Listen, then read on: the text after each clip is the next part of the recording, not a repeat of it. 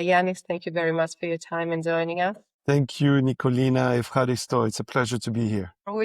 Before we dive in, we would like to explore a little bit more about your background and your vision behind Hotels by Day, please. Sure. I was born in Tunisia from a French father and an Italian mother, from a Jewish father, a Christian mother in a Muslim country. So very confusing, but at the same time, very enriching. And I left to the United States when I was about 15, 16. I lived there for 30 years. Or actually more now, just slightly more. My clock kind of stopped at some age, maybe 33 years to be exact.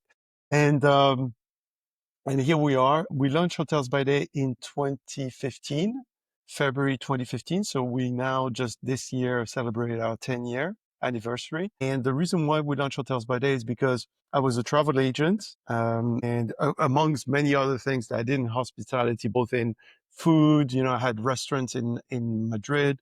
I had a travel agency, an exotic travel agency to Africa as well. And then I worked for a tour operator that was selling tours to Europe, based out of New York. Increasingly, I had customers wanting to check in early at a hotel in arriving in England. Sorry, arriving in Europe, but most specifically in England. That's where the problem was most acute because flights were landing at 6 a.m. and the check-in time at the hotel is 3. And I remember having to always spend time emailing, calling, emailing again, no response email, And so one day, I was talking to a GM who told me, Yannis, it's not a question of inventory. We have the rooms. I just didn't set up in my schedule. I don't have the protocols to do that. And that's where it kind of it made me think that something was missing. I saw that there were other platforms upon my research. There were other platforms that were selling incremental room spaces on an hourly basis for romance based in Europe. And I thought that something needed to be repackaged and reformulated for convenience based in America. And so we launched Hotels by Day in 2015. So how do you find it? I'm sure that in the last 10 years, you've seen big shifts happening in users' expectation or guest expectations. What's the main thing that you've been noticing the last year? That's a very good question. I haven't had this question in a long time, but my first thought is to tell you that there's a lot less tolerance from the user since COVID. They're becoming very short-tempered, little patience. There's a shorter room of satisfaction that there used to be before COVID, where before any possible error or any possible waiting time at check-in, we're giving check-ins around 9 or 10 a.m. with Hotels by Day instead of the 3 p.m. package. So just to step back a little bit on how the model works, we are sourcing no more than 5% of the hotel inventory, so 5% of their room keys. And we're, for each single hotel, creating a package of hours during the day that fits the hotel. So we need to first understand the profile. So our partnership team evaluates the profile of the profile of the hotel. Where is it located? Which locations? Example, New York versus Miami. We understand in New York they can run an 8 a.m. Check-in time until 6 p.m., whereas Miami is more like 11 to 6 or 7, right? So it's a different time band already geography-wise. Then we need to understand the profile of the hotel specifically. Is it more business or leisure-oriented property? How many rooms does it have?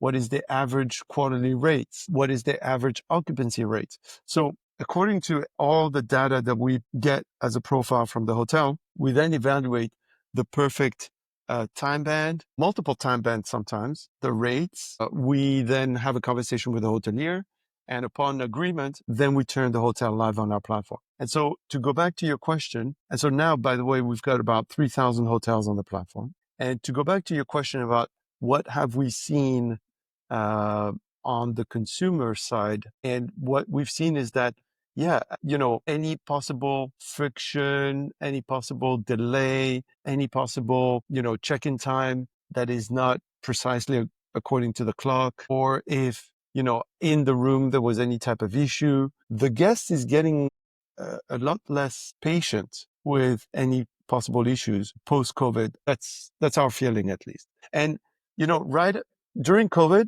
we saw an increase of, a little bit of the interaction wasn't as fluid, sometimes not as polite during COVID. And that was understandable because we're like, okay, everybody's stressed and everybody's, under threat, right? Because there was this COVID threat that everybody felt like, oh, maybe I'm going to get it today. And so the patient's level went down, but then it stayed kind of down. It didn't bounce back into a more comfortable zone. It feels like everybody's a little bit on the edge. I think so. And it might be also the human-computer interaction with all the technology that the human brain cannot digest. Sometimes we say that we work in technology. Of course, we have other ways to detox, wellness or yoga. Every individual is different, but I think it's also that has to do a lot with the individual today. Unfortunately, now with a plethora of tools around AI and the hoteliers trying to catch up because otherwise they have a feeling of being left behind or that they won't be able to catch up with others. I think the hoteliers and the whole teams, that it's a representation of them and the business models, it's like they're receiving all this pressure. It's interesting because they are the people that they were supposed to serve, the clients, but they are receiving, and they should be empathetic with the client, but they don't get that back. And this is something that we are discussing a lot because the teams are, and it's an industry, better than me, that keeping the staff is very, very challenging. The staff is changing all the time. Is the quickest turnaround in any industry is in hospitality, yes. It's one of the biggest pain points everybody's discussing, and it's also, as a leader yourself, it's painful seeing your teams changing, how you can have a plan and who is going to execute the plan if your team is changing all the time. Absolutely. I understand. It's It's very very, challenging. it's a very unique industry. Yeah. So you're right. The fact that technology, during COVID, and it's been spoken many times, but I didn't put the two and two together. And you just reminded me that it's not just the issue that COVID has put everybody on the edge. It's also that technology has jumped the shark, and it's now everywhere in our lives. We feel like a little bit overwhelmed by technology. Whereas before, maybe there was a little bit of a balance and we could see it creeping in. After COVID, like, boom, like it's overwhelming. It's everywhere. And so two things might be happening. One, saturation with technology. And two, the customer might be expected to, when they're purchasing on Amazon and they're getting their Netflix according to, on demand, whatever they want, whenever they want it.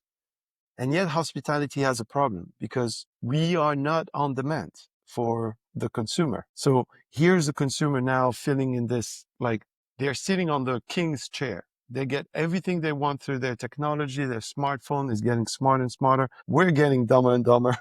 And and unfortunately, because we're sitting on our king's chair and every single big company is providing you all the tools that you wanted according to when you wanted, you'll pay the exact amount of service that you want, etc., etc. And yet hospitality is fragmented. Hospitality wants to give that beautiful experience, but it's not necessarily when the customer wants it. It's not necessarily, oh, I'll be arriving at this time. I want my room on the third floor with the view of this, of that, and away from the elevator. And I want the rooftop to be open at this time because I want to, use the pool. It doesn't really work like this. And so there's a little bit of a discrepancy of what the customer is getting outside of hospitality and hospitality becoming slightly inhospitable to a modern consumer. Because again, we're living with a few factors. One, we're a fragmented environment. Everybody's kind of taking care of their own hotels, and it's really hard to scale it. We're so heavy and so dependent on the human factor because we don't want to have, a robot to come and clean your room and to come and check you in. So we're really dependent on the human face-to-face interaction, but yet the human face-to-face interaction, and again, with COVID, it has made it worse, is, not so stable as it used to be. And so the training and the waste of time and resources in training staff every 6 months makes it like there are gaps. And yeah, and so I feel, and the technology that we're having also is not it's not simple at all to monitor and to process. The PMS, the CRS, the accounting measures, like it's very messy, the industry that we live in. And the consumer coming into a hotel does not understand that. They don't understand all the pressure points that we live in a hotel, and they don't understand how, fragmented it is and how a lack of scalability in the services we're handicapped by. So yeah. So all of that combined, I feel like the hotel would need our services even more these days to really create this extra layer of flexibility and convenience and different experiences, because we are providing the daycation experience or the flexible check-in, check-out without impacting the overnights, because we study the components of occupancy and rates so well and the profile of the hotel. So our team is trained to really identify what the hotel can do at what price. And so we're giving that extra layer of convenience to the consumer, that extra layer of flexibility that without us, they would have even more frustration to be able to have it according to what they want as a consumer, as a guest. So yeah, all of that really plays into a future that is going to shift in hospitality without a doubt. Of course, and we are already experiencing a huge shift. And the most important thing is that it's such a complex, it's a very complex industry, as you just said. There are so many different departments that they have to align and be in harmony in order. Someone gets the key and goes into the room, and then on top of that, we have the OTAs that who is trying to understand who does the client belong to, so that you can get that relationship, who owns this relationship with the client, and then who is going to get, of course, uh, the reviews. And it's interesting now to see how and who is going to be taking the decisions. I know most of the companies, they have in-house marketing teams that we come and we support them understanding which tools sometimes they need to have that fine balance between AI, if it's more for operations or if it's like for the communication or the interaction you want to have with your guests, and where the physical presence should be physical, and redefining a lot of sections. Are you seeing a rise in hybrid travel needs, like blending work, wellness, and leisure? Yeah. Absolutely. We're part of that trend. We're creating this new sector called Daycation, which is the vacation near home. 62% of our guests are booking a hotel within 20 miles of where they live, which is a different guest altogether than the overnight guest that comes from out of state, out of continent, from Europe or Germany or China or South America into an American hotel, for example. Whereas with us, it's a local guest, and it's a guest that will repeat many more times than somebody that comes from out of country, because they are so nearby and proximate to the property. And so when the property has rich amenities to provide, the guests will come in for daycations. Instead of taking long vacations away from home, they can do multiple daycations on Thursday, Friday, Saturdays type of situations. Or even, actually, we have customers booking throughout the week, Monday, Tuesday, because the hotel has a pool and they want to enjoy their Monday off. It happens where Monday is becoming also not necessarily the rush to school day, because people are working from home more and more. So remote work allows you to work elsewhere, especially when you're in a creative environment. You can be, by the pool. You could have a room for the day from 10 to 6 p.m. You can enjoy the pool, the spa, the amenities, the gym, and then go back to your room, do a couple of more emails and conferences, and then have a day that is really different. So we're really promoting this concept of daycations, and it's really taking off. We're very pleased with that. And so, yes, that's a perfect mix of that leisure, blended travel and blended experiences. Yes. What are the criteria for you to choose? It's a business to business model you're operating. How do you choose your business, your hotels, the hotels that they would be you're working with. You just mentioned you have like over 3,000 hotels on your platform. That's correct? Yeah, 16 countries. Amazing. How do you choose? Because who is going to be on your platform? Yeah. So we have historically always been passive. We're waiting for the hotel to reach out to us. We communicate that we exist. We communicate in the right places, but we're not overly aggressive in reaching out to the hotels and say, you need to work with us right now, blah, blah, blah. So we usually are incoming leads, and then we select them from criterias, multiple criteria. And I guess we should talk to the partnership team. They're more aware of this than I am these days. But according to my knowledge, one, the hotel has to be of a certain standard up. Because if we're going down in the standard of the property, we are not representing a daycation and a day stay and an hourly stay in the right light. Because unfortunately, our sector has the stigma of a past experiences where a room by the hour is usually a I know. I know. romantic experience. And so, pre-technology, pre-modern world, that was pretty much 99% of the use was for that. But we are expanding, we're democratizing that experience to layovers by airport, to daycations, as I mentioned before, to the convenience of having a place to take refuge, red eye refresh. Like from a red eye, you just need, it happens to us, it's not just a layover, but we need a guest lands at 6 a.m.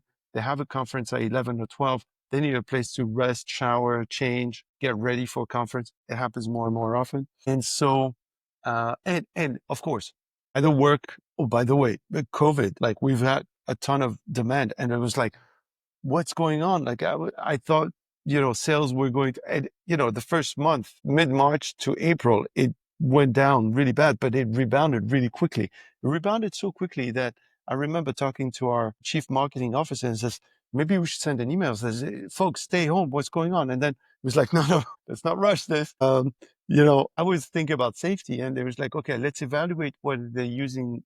How come they're still booking? And I remember some hotels saying, we're not getting any more customers. You're the only channel that sends us booking. And it's because customers were escaping the confinement of working from home, and they were working in a hotel room that had all the duty of care, the cleanliness, the safety, the internet, everything to make it so that they could work comfortably in a hotel room from 9 to 6.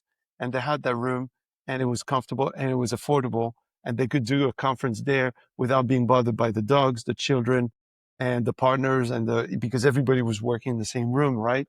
At some point. So working in a hotel also is one thing. Booking conference rooms, booking pool passes, and last but not least, of course, the romantic aspect. Because let's not negate the fact that a hotel room is one of the sexiest product there is on the planet. It's decorative, it's inviting, it's comfortable, there's a bed. So yes, it tends to, day or night, it tends to also have, a romantic aspect to it. Did I answer your question? Of course. Of course. Okay. Okay, good. Amazing. How do you see hotels by day evolving in the next 2 or 3 years? Next 2 or 3 years. Yes.